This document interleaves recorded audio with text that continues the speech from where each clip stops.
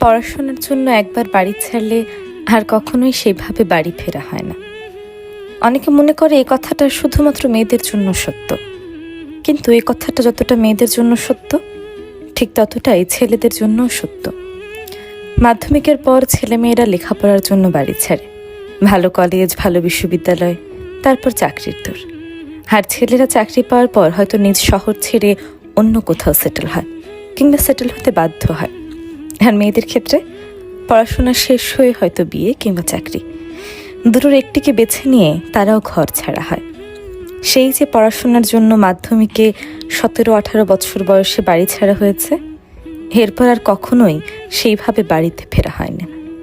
বাড়ি ফেরা হয় ঠিকই, তবে হাতে ব্যাগ নিয়ে, ঠিক অতিথির মতো। হাতে ওই যে 3-4 দিন সময় নিয়ে, সময় শেষ, ব্যাগ হাতে নিয়ে আবার ফিরে আসতে হবে। সেদিন ঢাকায় ফিরতে ফিরতে ঠিক এই কথাই ভাবছি।